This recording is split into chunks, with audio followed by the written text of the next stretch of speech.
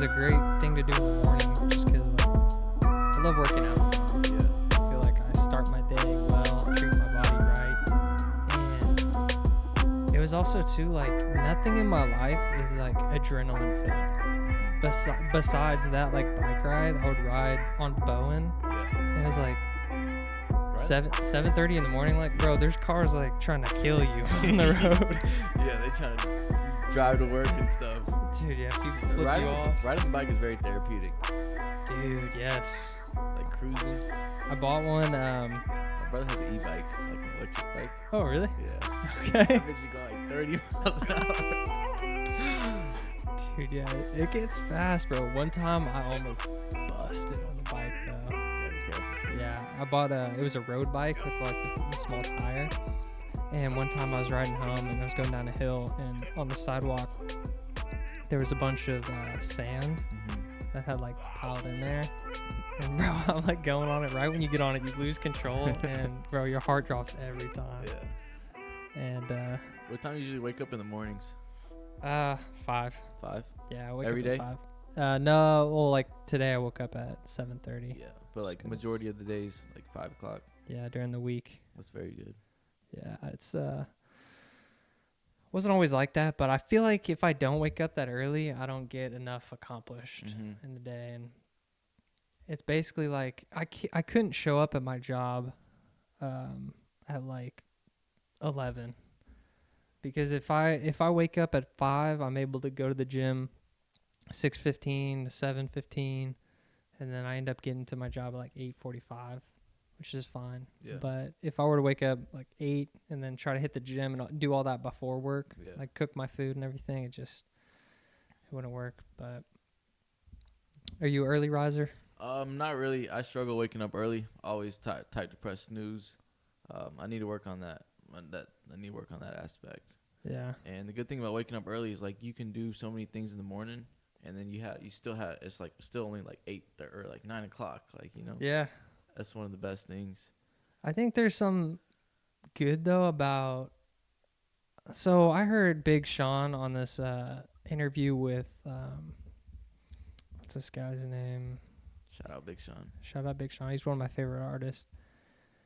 He did this podcast interview with this like guru guy. He wrote this book, Think Like a Monk. I'm forgetting his name. Indian guy. He's not Indian, but He looks. I think he might be. yeah. I know who you're talking about. He has his own podcast too. Yeah. Yeah. And he's like, he actually lived with a monk for a while. Jay Shetty. Jay Shetty. Yeah. Yeah. Green eyes. Yeah, he's very good too. He's like the nicest guy ever. But he interviewed Big Sean twice, and in one of them, Big Sean was talking about how Big Sean's very spiritual. Yeah. And that's why I like a lot of his stuff. But he was saying, like, sometimes it's not about how hard you work. It's more about working smarter. And I get into some modes like that where, like, am I really, like, for example, I could have woken up at 5 a.m. this morning, but it's like a balance of things where I needed sleep. I needed that rest. And right. working like that hard and waking up for no real reason would be pointless. And Yeah. a lot of times I think about that. Working more efficiently. Absolutely. And trying to be present more when I'm like trying to work on something. I'm trying to be like full in on it. And bro, there's so many distractions in life now. Yeah. Like, bro, Yeah. Instagram, Everything. everything Like is a distraction. you're trying to be in the moment, and then you get a notification, or you're trying to meditate, or you get a call. You know what I'm saying? Yeah. Life is full of distractions. Yeah, man. One of the main things one of my friends told me at like the early beginning of this year, he was like, "Bro, don't think about the past. Don't think about the future. Just be in the moment." And like when he told me that, it hit me and it resonated with me, and I stayed in that space for like 2 weeks, or like Yeah. I was with that energy for like 2 weeks, but now it's tough. Like I'm trying to get back to that, and I don't know. It's just weird. No, I feel you. I go through cycles like that too, Yeah. where That's exactly what it cycles. yeah, and man, it's weird. But have you ever heard of? I feel like this could be a great conversation. Hermes Trismegistus. Have you heard of this guy? Who? So he was this philosopher back in the day who apparently came up with this thing called the Hermetic philosophy, which is 7 principles of philosophy, where one of them's like the principle of rhythm, where life is like a rhythm. And talk to me, Jack. Talk to me. yeah, this is my bro. I listened to this audiobook like on on repeat. Yeah, on repeat. Yeah, I need some structure in my life. No, like this stuff is might be on my phone. What is it? It's like the seven laws of like the universe, something like that. Yeah, pretty much. And I listened to it for a while, and it kind of helped me with my just like life and I guess structure. Yeah. But the principles of them are so interesting, like, and they make sense. It's like cause and effect is it makes sense. Everything you do in life has a reaction. And basically it's saying that nothing in life is up to chance. It's all a reaction of something that's happened, meaning like everything in life is done for a reason or something like that. And this guy apparently came up with this stuff in ancient Egypt. And so the Egyptians deified him. They made him a god. And then he went to ancient Rome, apparently. And this gets into like people, are they reincarnated throughout life? Like certain people, like heroes and everything. This guy apparently was in ancient Rome, and that's what they called him, Hermes, the god of wisdom. But one of the things he talks about is called mental transmutation, where the principle of rhythm states that if you're on like a really good high of like things are in your life are going great for you, right? Or it could be the opposite. All these good things are happening for you. Inevitably, you're going to have like a lull or like a decline. But he says the masters of mental transmutation are able to, through the principle of rhythm, they're able to rise above that decline and stay on the high level. And it was like, that's the cheat code. It's a cheat code, bro. And I'm not saying I know how to do any of this shit, but that's the goal. That's the goal. One of my mentors, because like you said, bro, you have cycles where you get too high and sometimes you get too low. He always tells me, bro, don't get too high or don't get too low, but stay in that. But I would love to find the hack or the cheat code or that mental space to just just cruise at a uptrend. Yeah, man. And then stay on the uptrend without coming on the downtrend. But the downtrend is needed, The downtrend and the pitfalls are needed because that creates. We talked about this last time. How stress creates a monster and creates a beast, depending on how you transmute that energy and what your goal is in life. But the stress is definitely needed. So I think that the pitfalls are very important as well. Yeah, that's like people that grow up in like impoverished areas or in struggle, like, or with like a single mother. Sure, there are a lot of cases where that doesn't go well for them, those individuals, but I mean, like, I would be interested to see how many like professional athletes in like the NFL or NBA came from that type of where they had to make it out. They were the support for their mom or whoever. And that's the whole story of like, of like the hood and stuff like that. I can't really speak on it too much, but that's like the whole story. That's what LeBron did, Javonte Davis. Literally, bro, so many people that they had no option just to make it out.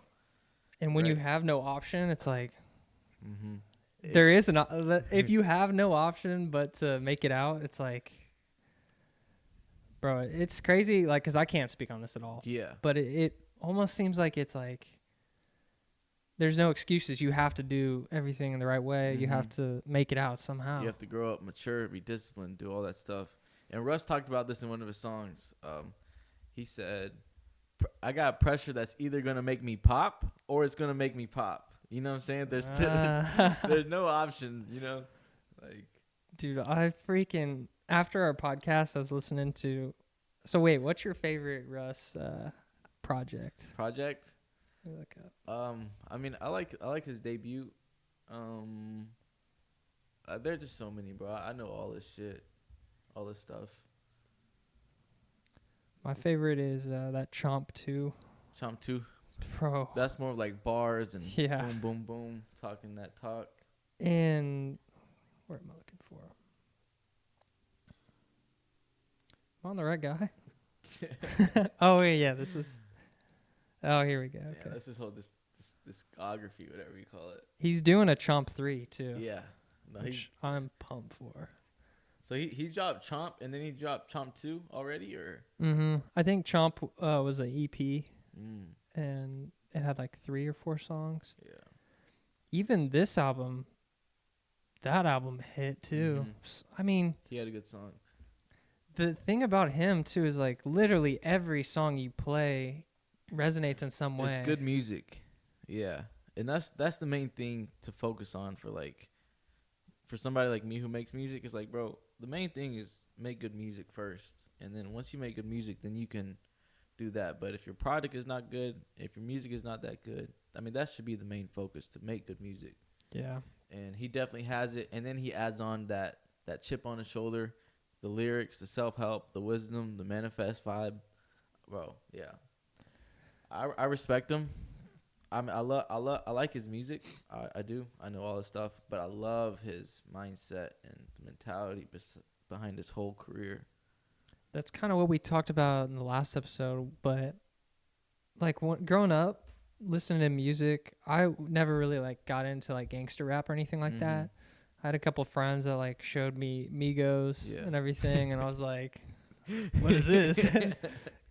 It kind of changed me for a little bit, but it was actually Hunter Higginbotham. You remember him? Yeah, he has a good ear for music. Exactly. He showed me in this is freshman year in high school, Logic. He introduced me to Logic, and it was his Welcome to Forever mixtape, which was his last mixtape before he got, I think he was signed at that time, actually.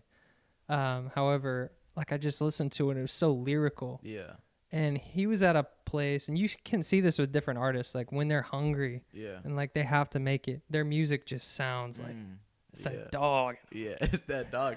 That's what you like in the music? Yeah, like you can feel like that hunger. And then I guess for Russ, like going to Chomp 2 is more like that lyrical exhibition. Like he's getting all these guys together and they're just going off, bro. And it's like you listen to this music, and you listen to it another day, and you're like, I did not even realize he said that. And that's why I love like hip hop and rap. For sure. But yeah, Logic, and then you can hear what Logic did too was really interesting. He went like he was a lyricist, and he like grew up on Tribe Called the Quest, a lot of these old school hip hop guys, Big L, some of these guys I've never listened to them, but back in the day it was like datpiff.com. Yeah, I was used to like be on there. Yeah, that website was so awesome. You could like download all these mixtapes. Yeah, that's where I first listened to Chance the Rapper and acid rap. Chance the Rapper went hard. He had one song, Thirsty. I don't know how it went, but it was like on acid rap. The Juice. I think that's what it was called. That was literally one of my favorite songs growing up. Yeah, Cocoa Butter Kisses. I miss my Yeah, that was like, here, I'm gonna go on Dat Piff because that's like a platinum mixtape. Yeah, I used to be on that app a lot. Lil Wayne dropped like one of my favorite songs. It was like he would remix. I don't know what it's called. Oh yeah. He would take people's Dedication. Songs. Dedication 5. Yes. Oh my God, Lil Wayne is a goat. He kind of brought Drake up under his wing to show how of a goat he is. But I feel like you don't even know it, like UOENO by Lil Wayne on Dedication 5. The lyrics on that one go crazy because that's what Lil Wayne is known for, like his lyrics. Like he be brainstorming. You know what I'm saying? He has a tattoo of like a storm on his head. No way. Yeah. Damn. He's about it. He goes hard. That was like that. This era was like 7th, 8th grade, 9th grade for all of us. That was just like a crazy time in the world. But if that piff's not loading, maybe it went down. Oh, here we go. Definitely a very special time. All right, highest ratings. Wait, hold on. Most downloads all time. The music nowadays is kind of like, it's not the lyrics that gets you. It's just kind of like this feeling. I can definitely appreciate that trend too. And number one mixtape on DatPiff, Dream Chasers 2, Meek Mill, 4,325,000 listens. That's it? That's got to be wrong. That's definitely wrong. Because Dream Chasers has so many streams. Yeah, I wonder if they might have stopped. And then Sorry for the Wait. I never really got into Wiz Khalifa. That wasn't really my jam, but yeah. I remember bro, one time we went to like the mall or something together. Your brother took us and he was playing Rick Ross the whole time. Bro, I did not remember this, but I know he likes Rick Ross, like the old Rick Ross. Yeah. Rick Ross be talking that talk. He does. I like Rick Ross too now. Detroit, Big Sean. And he actually released this, re-released it like recently. Like 2.0? Or the same one? The same one on Apple Music, Spotify, all that. Yeah, Acid Rap went hard. To be honest, I didn't really listen Acid Rap besides that one song, like The Juice. I mean, no, he had some bangers on there. Let's see what these are. Yeah, but Lil Wayne did all these, like you're saying, Dedication, where he would rap over those, like the hottest songs, beats. The trendiest songs. Which is genius. Yeah, nice business model. But nowadays, like, can you do that? Like, are you able to take someone's, like... If you're goated, if you're legend, if you're plugged in with all these people, and, you know, if you cool with the streets. Like, Lil Wayne, he's not just anybody. Lil Wayne is, like, a GOAT who's known for, like, his lyricism, in my opinion. That's right. But I feel like Chance the Rapper, he fell off. He didn't really drop nothing. I mean, this was obviously amazing. Yeah, he had what did he have? He had that one the one that I really liked was The Big Day, which is like it was just a really positive album. Yeah. That's why I liked it, but yeah, he really isn't in the mix like he was. Yeah. He has like a family and stuff. Where's Logic? Mac Miller. Oh, Tyga. Is Tyga goated? I mean, he was with Kylie for a while. Yeah, in that aspect, yes. Oh yeah, this is the Logic mixtape that Hunter showed me. Logic had some bangers, like back in the day. It's kind of like, you know, Nav had some bangers coming up. Logic had some bangers like 5 a.m. Oh yeah. I just want to get my mind, you know, that song. Yeah, he has some bangers. He's like kind of like you. Russ is probably your favorite artist. Yeah. Logic is my favorite, and it was the first concert I ever went to. They're very similar. It was awesome. It was me and Austin Guevara, and we weren't 18 at the time, so my mom had to come with. Yeah. Blunts were being passed around, and my mom was sitting in the back like, what's going on, son? But, yeah, man. But I'd like to get into that a little bit more. Like, so like for the podcast, I'll have like intro music. Oh, I saw that on that one. And I used one of Logic's songs, so I don't know like if I can even profit off that. Probably not. Logic, you know, it's all out of love. One fan, bro. Yeah. But you can get like this free use music. I was on this like subscription for it. But yeah, like you were saying, Lil Wayne has that like street cred where he can use any song, hop on any beat. Yeah, people would love for Lil Wayne to hop on their songs and stuff like that. That's right, yeah. Be good for them, but the legality of it, like, you know, we don't know, stuff like that. Yeah, it gets weird with, I mean, AI, bro, with AI art. Yeah. Oh, AI artwork, yeah. And I was talking to a graphic designer about it, and he was like, I'm not really worried about it because I was like, dude, what? But he's like, I read this article that was talking about it, and they basically said that any art that's out there, it's going to be the artists are going to have to opt into it. So like the AI service will only use art that if you've signed on to it, I guess. Mm-hmm. But since you brought up AI, Yeah. I'm just kidding.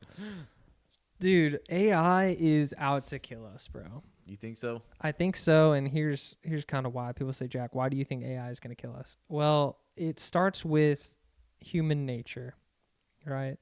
AI is taking all the data that has been input into the system. And if we're honest about humans, right, we have the good and the bad about humans. Right. Like, that's what makes us human. Like, we can go to the darkest, deepest places in human nature where people will murder, like Nazi Germany, people torture people, rape, everything crazy like that. Right. But then you go to the other side where it's like peace, love, positivity, Mm-hmm. and it's completely the opposite of that. Right. And you got to wonder what outweighs the other, Mm-hmm. right? Especially when we're talking about human beings. And I don't know where I land on that. I would like to think that more people are good overall in the world. Yeah. But if you think about it, and this is where the point comes in. Yeah. AI is woke, bro. Yeah. Like ChatGPT, you put in certain questions about fossil fuels and everything like that. It has a woke slant to it, like a lot of tech does. And based on that, AI, I think, is in the back of AI's mind. Yeah. I think it's like, all right, humans are not good for the planet. They're destroying the planet. Yeah. Which there's a big majority of these smart intellectuals, like businessmen, Bill Gates, Elon Musk. that think that This is the biggest threat to humanity. Artificial intelligence is the biggest threat to humanity. That's what they think. yes. Well, in the point I was making was these people are saying that we're the biggest threat to the planet. And so if you wrap that around AI thinking that, I think in the back of AI's mind, they think that we're bad and they're going to lead us down this path like, oh, we're friends. We're just going to be nice up until like, yeah, let's go to Mars. Here's a self-driving car. You want to get something crazy like that. Yeah. And that's my... Have like an ill intention or a agenda. I think so. Yeah. And that happened to me, bro, with the Tesla car. Yeah. And, bro, I'm going to pull up this article because basically Tesla had recalled a bunch of vehicles due to safety concerns. Right. Based on their self-driving, saying that it was dangerous. I think it was over 300,000 cars. Tesla recalls over 362,000 vehicles, says experimental self-driving software may cause crashes. Yeah. And Oh, go ahead. Go ahead. basically my situation was similar. We were driving the self-driving feature in the intersection, and AI had a mind of its own, bro, and took a left in the intersection. And like, if I was asleep, I'd be out. But luckily I was awake and grabbed the wheel and took us home safely, you know. But yeah, I think, bro, when it comes to like driving in a car, like that's so serious. You can't play with your life like that. But the thing about Teslas and how they differ from other car manufacturers is like when they recall it, I think they should change the word recall on this one, because a Tesla recall, they can literally, it's like software update, and they can, like, other recalls, you got to take it to the car, you know, the place. But these, they can just update it over air overnight and just literally do that overnight instantly. I've heard of that. Yeah, over the air update. But I think, bro, you definitely have to be careful when you're driving and stuff like that, because, you know, you don't want to mess with your life. Yeah, I always look, like if I'm driving on the highway, I look over if there's a Tesla, and I want to see if they're actually driving. Yeah. Most people are, I think. I just would, bro, I'm not the type to be that bold where I'm like, all right, let it do its thing. And like get on my laptop. Like, I feel like I'm the type to do that, to be honest. But yeah, it's crazy stuff. Yeah. But I guess it's just hiccups in the eventual. Yeah. We're very early in this process, and shout out to Tesla because they're the one paving the way and doing that, and they're going to get a lot of slander and stuff like that when it comes to that. but somebody's got to do it. And I think statistically, I think Teslas are one of the safest cars. And I think even right now, early in the process, I think Tesla's AI is a better driver than some humans. Yeah. Oh, I know a lot of bad drivers. A lot of them be female too. Yeah. I didn't say it. It was a deep fake. Have you seen the story that Elon Musk is shorted, or I mean, Bill Gates has shorted Tesla? Yeah, fuck Bill Gates. I don't like that guy. Yeah, me neither. Yeah, I think Bill Gates wanted Elon to speak on like a panel or something, and Elon texted him. He was like, "I don't want to show up with people who short my stock or something like that." And like Elon posts like the text messages. Oh shoot! Calling Holy him out. crap! Yeah, I'm definitely on Team Elon versus Bill Gates. Man. Bill Gates is sus. With the Epstein stuff dropping. I don't mean to take it there, but his wife, his wife left him recently, probably because of that. Fucking CEO of Bank of America has done business or been part of the Epstein stuff, and then took Kanye out. And then they take Kanye out. It's like, bro, these guys are living in the world they want to live in. It's not decent. I don't know. It's just biased. This world. Mm-hmm. Yeah. I was listening to PBD podcast, and he was talking about. He was like, maybe I'm naive, but he was asking this like politician guy. He's like, maybe I'm naive, but don't you think that these political parties are going to push forward the candidate that they have the most dirt on so they can control you? Kanye said something like that too.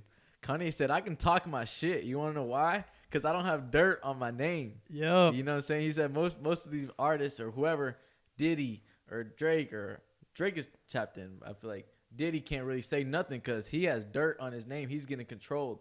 Yep. If he doesn't follow the rules, they're going to put out hidden agenda. Kanye's a real one. I agree. He even said it himself. He was like, he's like, I never murdered anyone or something. He was like going off. He was like, I felt like a pussy, with wearing that pink polo all the time. But nah, I like Kanye and his music and everything. I think there's a bigger story going on there where I actually don't like when he was saying all that crazy stuff, right? Hitler, he likes Hitler and all that. I personally think he was making a bigger point. The fact that he can't be canceled because they were trying to take away his bank account, trying to separate him with his kids. They were trying to get him. I mean, if you believe this or not, he said his personal trainer was MK Ultra dude who was apparently put in that position to get him to start taking whatever meds. Yeah. And it gets dicey. Yeah, and then in the past when he would go on these rants, they would revert back to the pills and be like, yeah, he's on the pills again or whatever it is. This time he's clean and he's doing these podcasts. And they're like, he needs to get on the pills now. Yeah, or they want him to get on the pills so they can frame him and stuff like that. Yeah. But I think it's important for him to do podcasts and get his message out there and show that, talk to his side of the story. I agree. And I mean, obviously, I don't agree with like the statement that Jews are evil or Hitler's great. Yeah. I definitely don't agree with that. But the one thing I appreciate about people like Kanye is that they're willing to say whatever because it's really the freedom of speech. Yeah. And that's the whole point of America, right? And they're trying to control it with social media these days, cancel culture these days. So it's kind of like, how free are we, right?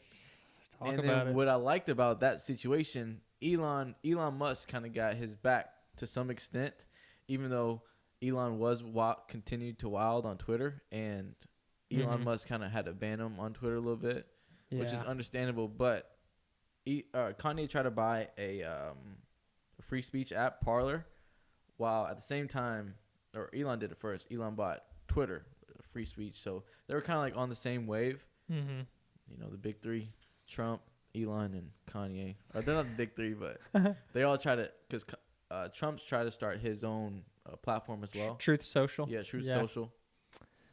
Two of those guys are Geminis. Yeah, Geminis. What is that? Like it's their zodiac sign. Mm-hmm. And then Kanye's Elon's a Cancer. That gets into a whole nother combo. Yeah.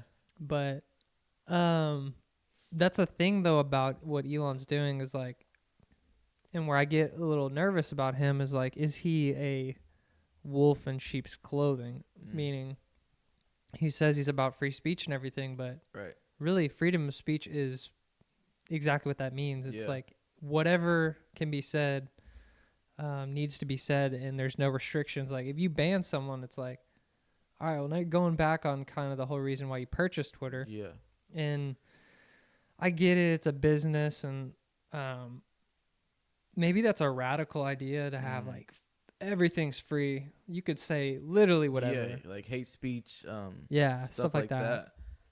And I don't know where I land on that, because you get into the conversation of who's determining what's hate speech. Like, I don't know. And I think it's a thing to keep an eye on for Elon. I think Elon Musk said, I want the people on the left to speak. He basically said, I want to meet in the middle, right? I don't want to be too right or too left. I just want to be in the middle. And I like what he said about that. But yeah. That's how most people, I think, are. But are you into politics at all? Not really. Not really. I don't waste my time. I don't even like watching the news or watching none of that, even though I'm in the markets. And news-related things are, big key to the markets. I don't try to get into that. But I like to stay up to date with events that are happening and stuff like that. Yeah. I kind of got a little too involved with it, and it's a mental toll it takes, because really it's just it's a paradox, bro. It's like two different sides arguing, and it's really meant to conquer and divide the American public, honestly. And it took me a little bit to realize that, and so I try to stay out of it. But like you said, there's things that you need to be aware of, like especially different policies about taxing, business wise, stuff like that. So I just think that, I don't know, like I'm thinking about the next election, like Donald Trump, DeSantis, like who should we go for? This is where I stand on the 2024 election. Donald Trump, I love you. You're cool. I don't love you.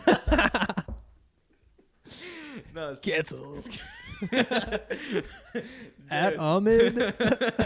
Omid Light. No, Donald Trump, you're a good guy. Anyways, I feel like the next president should be somebody who is youthful, and we need young energy with a creative mindset, business mindset, entrepreneur mindset.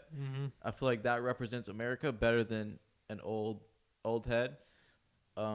Trump is an amazing guy, but I feel like he's not an amazing guy. But you kind of like him.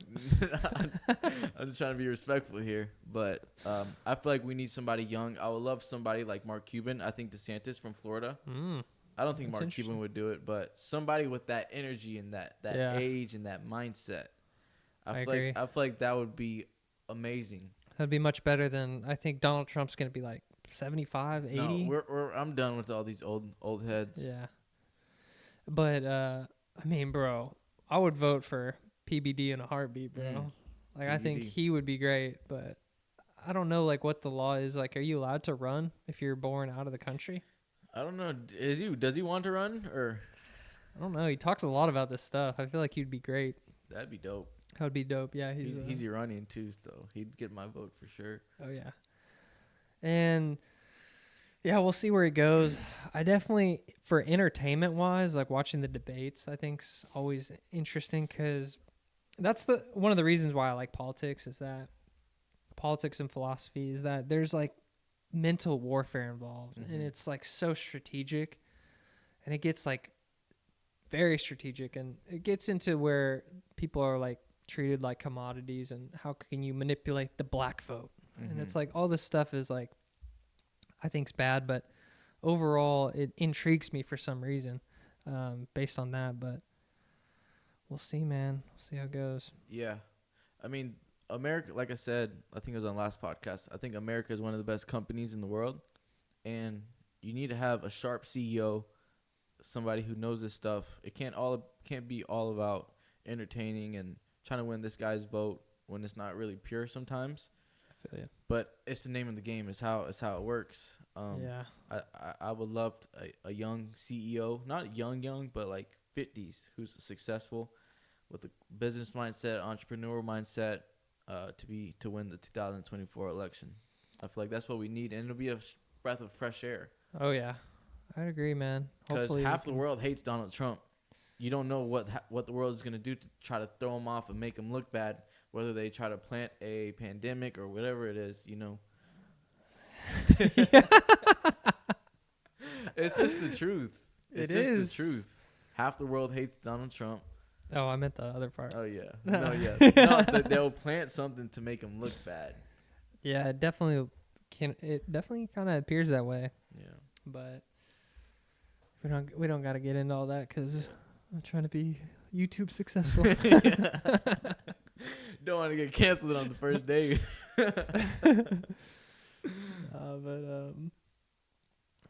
Yeah, man. So hopefully we can do a podcast with my barber Carlos on Carlitos. That's his name is Carlos. Carlos. Yeah, messing with him. He's been to the pen, so. Hey, I'm just playing, Carlos, bro. I apologize. No, he's a nice guy. Yeah. I actually saw him at. I went to Joe Rogan's comedy show. Was it last? It was on 420. Yeah, April. Yeah, and he was there. I saw him there, and so he's got a great sense of humor. Damn, bro, I would love to go to a comedy show like Joe Rogan. It was a good time. I'd never been to a comedy show before. It's different. It's different, and it sounds weird, but bro, when he came out, you can like, and I'm not even bullshitting, bro. Yeah. Like he had this almost, it was like an aura around him. Like it looked like he was like he's the man on levitating the stage. or something. Yeah. There's so much energy around him. Yeah. When he was talking, and I didn't remember a single joke. I wonder how many mushrooms he took. Dude, I thought about it too because I'm kind of changing sort of my mentality in life a little bit. Where I started out listening to Joe Rogan in high school, and Joe Rogan's really liberal guy. Yeah, where he's very open-minded. I think peak Joe Rogan was before he got that Spotify deal when he was free and less controlled. Oh, that's probably, man, because he used to go, he would talk shit on everything. And he would have fun with it too. Yeah. I don't really watch Joe Rogan that much anymore besides clips. I listened to one today. He had this like special forces guy on. It was a really interesting episode. He was talking about how have you ever been hunting before? There's this thing that happens right when you're about to pull the trigger, and you like start to panic. Yeah. And everyone every time they like pull the trigger really hard and it jerks the gun. And it's like this phenomenon that happens to everyone. Yeah. And it's something that happens even to the professionals. And this guy's developed a system where you can calm your mind in that moment. And you go through this process of breathing and then like pulling the trigger. And he actually he was on a SWAT team, and he did this like hostage situation where there's like this methed out guy who had stabbed his cousin, and he had taken his daughter hostage as a human shield. And he goes up and he's like on the windowsill, and this guy's in the corner barricaded, and he has to make a shot that's like the daughter's face is right here, and just like the movies, little space, bro. And he has practiced like his whole life, and it was a crazy podcast, and he made the shot. And wow. It was just amazing because there's heroes like that who, I mean, that moment of life where you can like control your mind and be so present. And I mean, the result of like failure in that situation of like shooting the daughter and then like, bro, terrible. But what I was making a point that I listened to Joe Rogan a lot when I was growing up in high school and college. And like I was saying, he's very liberal, open-minded. And so he introduced me to like that type of thinking in terms of like spirituality, like psychedelics, marijuana, like all this stuff's great and everything. And but at the same time, he had discipline in there. But now it's more, I'm kind of transitioning to more PBD style, if that makes sense, where it's like more discipline. And I guess it's just in terms of like what I want in life. And I was wondering how I would be if it would have been the reverse. Like if I would have grown up like kind of more seeking out. Structured and business minded. Yeah. And I wonder where I'd be. And so many times in life. Yeah. I mean, it's important to follow what you gravitate towards. Like you're doing that. Either way, they're both top tier. You know, Joe Rogan is the best at what he does. Yeah.